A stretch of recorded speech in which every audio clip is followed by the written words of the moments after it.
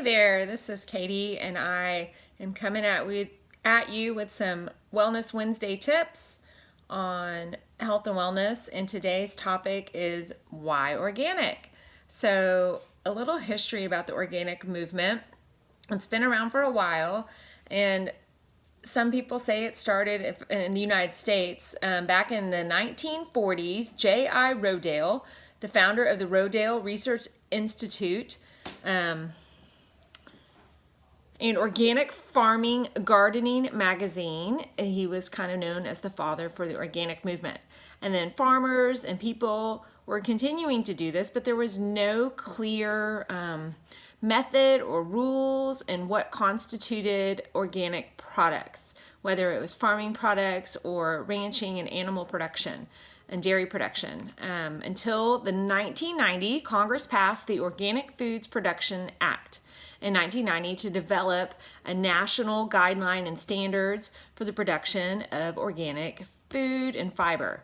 And they developed, they mandated, that the USDA develop and write regulations to explain the laws to producers and food handlers and certifiers on how we get this standard. So it all actually came down in 2002. So that's when it started getting implemented. So there has been many decades bringing this to the table. So is organic even better for you? And that's what I want to talk about today. Is it even worth the extra dollars? And we all know, or if you don't know, we will spend more as Americans on health care than we do on preventative medicine. So if we would just switch our health mentality to prevention and diet and exercise, on what we eat and how we move our bodies and what we put on our skin and gets absorbed, and even, you could even go into like manufacturing processes and whatnot, then we would spend less on medical care. So is organic better for you? And I did a little bit of research on this. This is not just all my complete knowledge, but according to the Mayo Clinic, studies have shown increases in some nutrients in the organic produce. The best evidence of a significant increase is in certain types of flavonoids, which have antioxidant properties. There's generally higher levels of omega-3 fatty acids, and that's a fat that's better for your heart. It's healthier than other fats. Those are found in organic meats, dairy, and eggs. I kept seeing that one again and again. Organically grown produce, your plants, has lower detectable levels of pesticide residue. And there's an author, her name's Leah, I'm going to probably pronounce it wrong, Lee Segedie, Segedie. She has a book called Green Enough. And she added on to that especially in younger children. So finding those pesticide residue in kids after they've eaten the stuff. So you gotta take care of our kids. She also cites that eating organic produce, or eating organic, she didn't say produce, organic, so that could be how your eggs, your meat, your chicken, your fish, in addition, your meats versus just your plants, how eating that stuff can reduce certain birth defects for babies and pregnant women. Organic farming reduces the spread of antibiotic-resistant bacteria, so like in our dirt.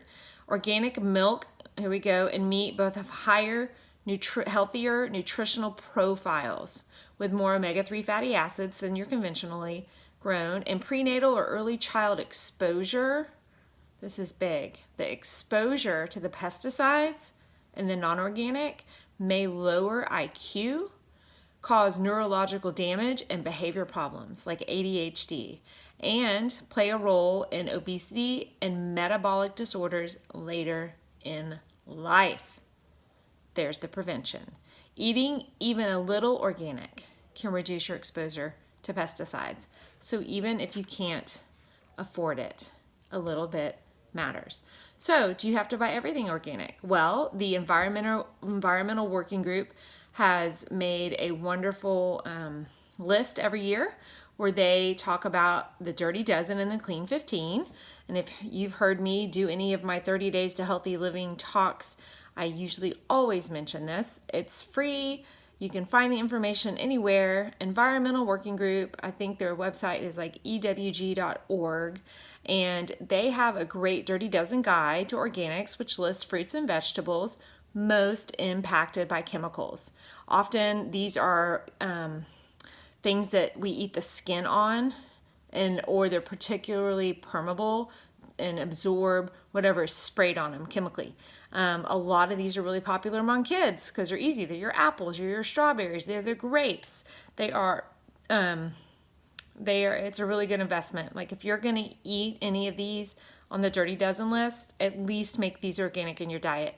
They include sweet peppers, bell peppers, spicy peppers, strawberries, asparagus, apples, summer squashes like your zucchini and yellow summer squash, spinach, peaches, nectarines, potatoes, not the sweet potatoes. They're actually on the clean list, but your white potatoes, your russet potatoes, celery, cherries, and kale and grapes. So get those organic. And the Clean 15 is the flip side of it. They have the least amount of residue, and I'm not going to rattle all those off, but so if you can't buy everything organic, at least buy those things organic. Back to a little bit more information on some studies. I'm going to read you. It says dozens of recent studies have shown that organic fruits and vegetables are actually richer in nutrients than conventional produce trucked in from afar. One study from Newcastle University in England, for example, found that organic produce had up to 40% higher levels of vitamin C, zinc, iron, and other key nutrients. So they're actually healthier for you. Not only are they healthier for you in what the nutrients are, but they don't have the harmful pesticides on them. And a 10-year study at the University of California in Davis, which is a wonderful university that researches a lot of food. I have a cousin that actually got his PhD in food science from that university. They found that organic tomatoes had almost double the quantity of antioxidants called flavonoids, which can reduce blood pressure and help prevent heart disease and strokes, just for buying an organic tomato. Scientists from the University of Florida found that organically grown produce had a concentration of cancer-fighting phytonutrients up to 25% higher than its conventional counterparts. So it's a twofold blessing to eat organic. You are getting more nutrients that are going to help your body stay stronger and fight off disease, and you're not going to get all the chemicals that cause the disease. So why organic? Now you know. Hope you'll have a great day.